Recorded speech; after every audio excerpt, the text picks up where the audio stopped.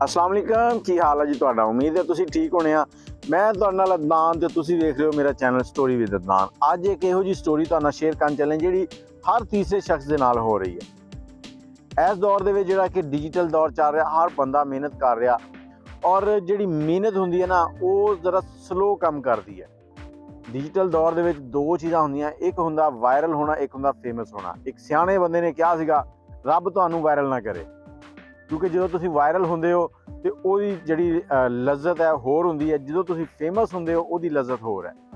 ਜਿਹੜੇ ਕਿ फेमस ਹੋਣ ਵਾਲੇ ਲੋਕ ਆ ਉਹਨਾਂ ਦਾ ਪ੍ਰੋਸੈਸ ਬਹੁਤ ਹੀ ਸਲੋ ਹੁੰਦਾ, ਸਲੋਲੀ ਵਰਕ ਹੁੰਦਾ, ਲੇਕਿਨ ਉਹਨਾਂ ਦਾ ਵਰਕ ਜਿਹੜਾ ਕੰਮ ਜਿਹੜਾ ਉਹ ਵੇਖਣ ਵਾਲਾ ਹੁੰਦਾ, ਕਿਉਂਕਿ ਉਹਨਾਂ ਨੇ ਇੱਕ ਕੰਟੈਂਟ ਦੇਣਾ ਹੁੰਦਾ। ਕੰਟੈਂਟ ਕ੍ਰੀਏਟਰ ਹੁੰਦੇ ਆ, ਉਹ ਬਹੁਤ ਜ਼ਿਆਦਾ ਮਿਹਨਤ ਕਰਦੇ ਆ। ਅੱਜ ਦੇ ਦੌਰ 'ਚ ਸਾਡੇ ਕੋਲ ਜਿਹੜਾ ਸਭ ਤੋਂ ਜ਼ਿਆਦਾ ਰੁਝਾਨ ਆ, ਸਭ ਤੋਂ ਜ਼ਿਆਦਾ ਵੇਖੀਆਂ ਜਾਂਦੀਆਂ ਉਹ ਜਾਂਦੀਆਂ ਜੀ ਵਲੌਗ, ਡੇਲੀ ਵਲੌਗ ਜਾਂ ਫੈਮਿਲੀ ਵਲੌਗ।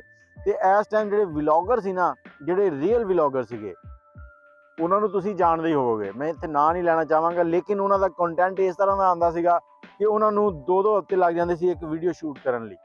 ਇੱਕ ਵੀਡੀਓ ਸ਼ੂਟ ਕਰਨੀ, ਫਿਰ ਐਡਿਟ ਕਰਨੀ, ਫਿਰ ਤੁਹਾਡੇ ਤੱਕ ਪਹੁੰਚਾਉਣੀ, 2-2 ਹਫ਼ਤੇ ਦਾ ਟਾਈਮ ਹੁੰਦਾ ਸੀਗਾ। 2 ਹਫ਼ਤੇ ਤੋਂ ਬਾਅਦ ਜਦੋਂ ਵੀਡੀਓ ਅਪਲੋਡ ਹੁੰਦੀ ਸੀ ਤੇ ਉਹਦੇ ਉੱਤੇ ਉਹ ਵਿਊਜ਼ ਨਹੀਂ ਆਉਂਦੇ ਸੀਗੇ ਜਿਹੜੇ ਕਿ ਆਉਣੇ ਚਾਹੀਦੇ ਆ। ਇਸੇ ਤਰ੍ਹਾਂ ਕਾਫੀ ਸਾਰੇ ਦੋਸਤ ਜਿਹੜੇ ਸੀ ਇਸ ਤਰ੍ਹਾਂ ਦਾ ਕੰਮ ਕਰਨ ਵਾਲੇ, ਉਹ YouTube ਛੱਡ ਚੁੱਕੇ ਆ, ਕਿਉਂਕਿ ਸਾਨੂੰ ਇੱਥੇ ਉਹਨਾਂ ਦੀ ਜ਼ਰੂਰਤ ਹੀ ਨਹੀਂ ਗੀ। ਅਸੀਂ ਉਹਨਾਂ ਨੂੰ ਉਹ ਅਟੈਂਸ਼ਨ ਹੀ ਨਹੀਂ ਦਿੰਦੇ ਜਿਹੜੀ ਉਹਨਾਂ ਨੂੰ ਚਾਹੀਦੀ ਆ। ਉਹਦੇ ਮੁਤਬਾਦਲ ਕੁਛ ਲੋਕ ਇਹੋ ਜਿਹੇ ਹੁੰਦੇ ਕਿ ਜਿਹੜੇ ਐਵੇਂ ਮੂੰਹ 'ਚੋਂ ਕੋਈ ਜੁਮਲਾ ਕੱਢਦੇ ਆ ਤੇ ਉਹ ਜੁਮਲਾ ਵਾਇਰਲ ਹੋ ਜਾਂਦਾ। ਜਦੋਂ ਉਹ ਵਾਇਰਲ ਹੁੰਦਾ ਤੇ ਉਹ ਰਾਤੀ ਸੌਂਦੇ ਆ, ਸਵੇਰੇ ਉੱਠਦੇ ਆ ਤੇ ਦੁਨੀਆ ਸਾਰੀ ਦੇ ਵਿੱਚ ਘੁੰਮੇ ਹੁੰਦੇ ਆ। ਲੇਕਿਨ ਇੱਥੇ ਇੱਕ ਨੁਕਸਾਨ ਵੀ ਹੈ ਇਹਦਾ, ਜਿਹੜੇ ਲੋਕ ਸਲੋ ਵਾਇਰਲ ਹੁੰਦੇ ਆ ਉਹ ਫੇਮਸ ਹੋ ਜਾਂਦੇ ਆ। ਫੇਮਸ ਹੋਣ ਦਾ ਜਿਹੜਾ ਲਜ਼ਤ ਹੈ ਨਾ ਉਹ ਆਪਣੀ ਹੈ, ਉਹਦਾ ਇੱਕ ਅਲੱਗ ਹੀ ਮਜ਼ਾ ਹੈ। ਉਸ ਬੰਦੇ ਦੇ ਵਿੱਚ ਐਟੀਟਿਊਡ ਨਹੀਂ ਆਏਗਾ, ਆਕੜ ਨਹੀਂ ਆਏਗੀ, ਉਹਨੂੰ ਪਤਾ ਹੋਏਗਾ ਕਿ ਮੈਂ ਮਿਹਨਤ ਕਰਕੇ ਆਇਆ। ਉਹਦੇ ਮੁਤਬਾਦਲ ਜਿਹੜੇ ਲੋਕ ਇੱਕ ਰਾਤ ਦੇ ਵਿੱਚ ਵਾਇਰਲ ਹੁੰਦੇ ਆ, ਉਹ ਇੱਕ ਛਾਪਰ ਵਾਂਗੂ ਹੁੰਦੇ, ਜੋ ਛਾਪਰ 'ਚ ਹਵਾ ਭਰੀ ਤੇ ਛਾਪਰ ਉੱਡਦਾ ਆ। ਤੁਸੀਂ ਸਮਝਦੇ ਹੋ ਨਾ, ਜਿਹਦੇ ਵਿੱਚ ਇੱਕ ਉਹ ਕੁੜੀ ਸੀ ਜਿਹਨੇ ਕਿਹਾ ਸੀ ਮੈਂ ਪਵਾਰੀ ਹੋ ਰਹੀ ਹੈ, ਫਿਰ ਭੀਗਾ ਭੀਗਾ ਹੈ ਸਮਾਂ। ਤੇ ਇਸੇ ਤਰ੍ਹਾਂ ਅੱਛਾ ਇੱਕ ਚੀਜ਼ ਹੋਰ ਆ, ਇਹ ਜਿਹੜੀਆਂ ਕੁੜੀਆਂ ਵਾਇਰਲ ਹੁੰਦੀਆਂ ਇਹਨਾਂ ਵਾਸਤੇ ਇੱਕ ਓਪਰਚੁਨਿਟੀ ਹੁੰਦੀ ਹੈ ਕਿ ਇਹ ਮਾਡਲਿੰਗ 'ਚ, ਐਕਟਿੰਗ 'ਚ ਹਿੱਸਾ ਲੈ ਲੈਂਦੀਆਂ ਤੇ ਇਹਨਾਂ ਦਾ ਇੱਕ ਮੁਸਤਕਬਲ ਬਣ ਜਾਂਦਾ।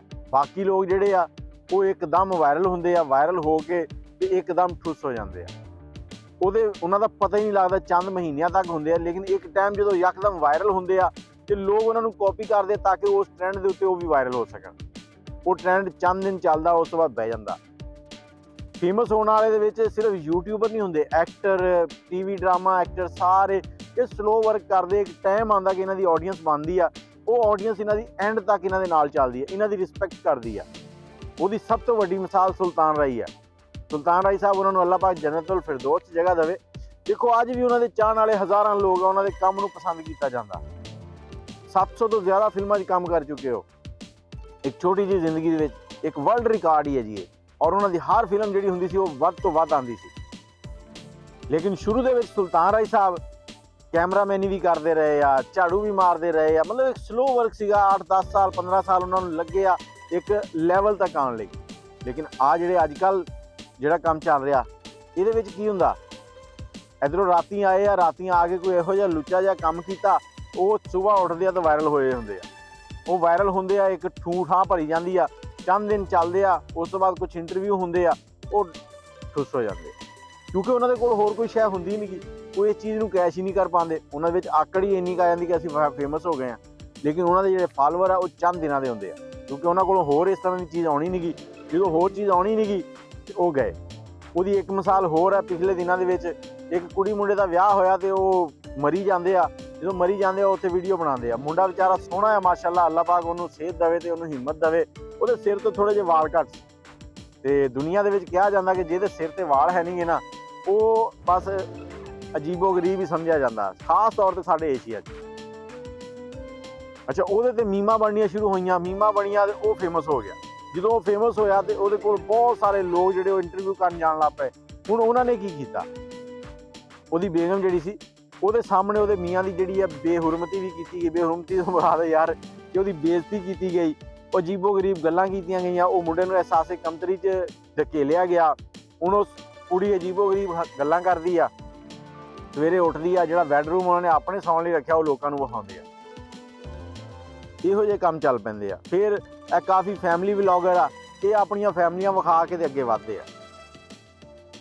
ਕਹਿੰਦੇ ਆ ਜੇ YouTube ਤੇ ਤੁਹਾਨੂੰ ਵਿਊ ਨਹੀਂ ਆ ਰਹੇ ਨਾ, ਤੁਸੀਂ ਬਗੈਰਤ ਹੋ ਜਾਓ। ਉਸ ਬਗੈਰਤ ਹੋਣ ਵਾਸਤੇ ਜਾਂ ਤੁਹਾਨੂੰ ਇੱਕ ਮਾਂ ਚਾਹੀਦੀ ਹੈ, ਜਾਂ ਭੈਣ ਚਾਹੀਦੀ ਹੈ, ਜਾਂ ਬੇਗਮ ਚਾਹੀਦੀ ਹੈ।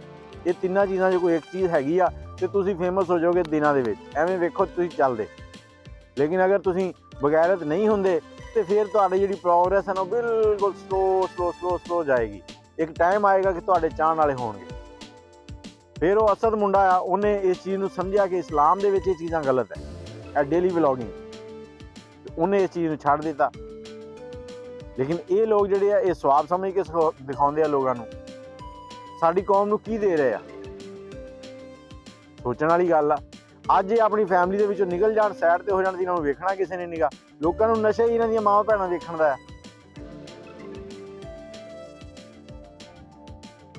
ਬਾਕੀ ਗੱਲਾਂ ਦਾ ਗੁੱਸਾ ਨਾ ਕਰਿਓ। ਇਹ ਜਿਹੜੀ ਡੇਲੀ ਵਲੌਗਿੰਗ ਸ਼ੁਰੂ ਹੋਈ ਆ, ਜਾਂ ਜਿਹੜੇ ਲੋਕ ਵਾਇਰਲ ਹੁੰਦੇ ਆ ਨਾ, ਇਹ ਵਾਇਰਲ ਹੋ ਕੇ ਗਲਤ ਪਾਸੇ ਨੂੰ ਤੁਰ ਪੈਂਦੇ ਆ। ਹੁਣ ਉਹ ਜਿਹੜੇ ਮੀਆਂ ਬੀਵੀ, ਉਹ ਗੰਜਾ ਮੀਆਂ ਆ ਥੋੜਾ ਜਿਹਾ, ਉਹ ਵਾਇਰਲ ਹੋਇਆ ਆ। ਵਾਇਰਲ ਹੋਣ ਤੋਂ ਬਾਅਦ ਉਹਨਾਂ ਨੇ ਆਪਣੇ YouTube ਸ਼ੁਰੂ ਕਰ ਲਿਆ। YouTube ਦੇ ਵਿੱਚ ਉਹ ਆਪਣੇ ਤੁਹਾਨੂੰ ਦੱਸਿਆ ਕਿ ਬੈਡਰੂਮ ਵਿਖਾ ਰਹੇ, ਸਾਰਾ ਕੁਝ ਵਿਖਾਈ ਜਾਂਦੇ ਆ। ਫਿਰ ਇੱਕ ਕੁੜੀ ਸੀ ਜਿਹੜੀ ਪਾਰਟੀ ਹੋ ਰਹੀ ਹੈ, ਉਹਨੇ ਆਪਣੇ ਇੰਟਰਵਿਊ ਆਏ, ਉਸ ਤੋਂ ਬਾਅਦ ਉਹਨੇ ਐਕਟਿੰਗ ਦੇ ਵਿੱਚ ਜਾ ਕੇ ਕਦਮ ਰੱਖ ਲਿਆ। ਚਲੋ ਉਹਨੇ ਤਾਂ ਆਪਣਾ ਮੁਸਤਕਬਲ ਸੈੱਟ ਕੀਤਾ, ਲੇਕਿਨ ਇਹ ਮੁਸਤਕਬਲ ਜਿਹੜਾ ਬਿਹਤਰ ਨਹੀਂ ਹੈਗਾ। ਬਾਕੀ ਜਿਹੜੇ ਡੇਲੀ ਵਲੌਗਰ ਹੈ, ਉਹ ਇਹਨਾਂ ਹੀ ਚੀਜ਼ਾਂ ਤੋਂ ਵੇਖ ਕੇ ਅਜੀਬੋ-ਗਰੀਬ ਹਰਕਤਾਂ ਕਰਦੇ। ਜੋ ਲੋਕ ਐਵੇਂ ਵਾਇਰਲ ਹੁੰਦੇ ਆ, ਫਿਰ ਅਜੀਬ ਜਿਹੀਆਂ ਹਰਕਤਾਂ ਕਰਕੇ ਵਾਇਰਲ ਹੋਣ ਦੀ ਕੋਸ਼ਿਸ਼ ਕਰਦੇ ਆ। ਇਸ ਲਈ ਕੋਸ਼ਿਸ਼ ਕਰੋ ਕਿ ਫੇਮਸ ਹੋ ਜਾਓ, ਵਾਇਰਲ ਨਾ ਹੋਵੋ। ਵਾਇਰਲ ਹੋਣ ਦੇ ਬੜੇ ਨੁਕਸਾਨ ਆ, ਸਿਰਫ ਫੇਮਸ ਹੀ ਹੋਵੋ। ਫੇਮਸ ਹੋਣ ਵਾਸਤੇ ਤੁਹਾਨੂੰ ਟਾਈਮ ਲੱਗ ਸਕਦਾ ਹੈ, ਕੁਆਲਿਟੀ ਕੰਟੈਂਟ ਹੋਏਗਾ ਤੇ ਫਿਰ ਹੀ ਤੁਸੀਂ ਚੱਲ ਸਕਦੇ ਹੋ ਅੱਗੇ। ਅਗਰ ਕੁਆਲਿਟੀ ਕੰਟੈਂਟ ਨਹੀਂ ਹੈ ਤੇ ਮਤਲਬ ਕੁਆਲਿਟੀ ਕੰਟੈਂਟ ਹੋਣ ਦੇ ਬਾਵਜੂਦ ਵੀ ਤੁਸੀਂ ਹੋ ਸਕਦਾ ਕਿ ਰਹਿ ਜਾਓ, ਲੇਕਿਨ ਤੁਹਾਨੂੰ ਆਪਣੇ ਕੰਮ ਦੇ ਉੱਤੇ ਨਾਜ਼ ਜ਼ਰੂਰ ਹੋਏਗਾ। ਕਦੀ ਨਾ ਕਦੀ ਤੁਹਾਨੂੰ ਤੁਹਾਡੀ ਮਿਹਨਤ ਦਾ ਸਿਲਾ ਜ਼ਰੂਰ ਮਿਲੇਗਾ। ਇਹਦੇ ਨਾਲ ਹੀ ਮੈਨੂੰ ਇਜਾਜ਼ਤ ਦਿਓ। ਦੁਆਵਾਂ ਯਾਦ ਰੱਖਿਓ। ਅੱਲਾਹ ਹਾਫ਼ਿਜ਼।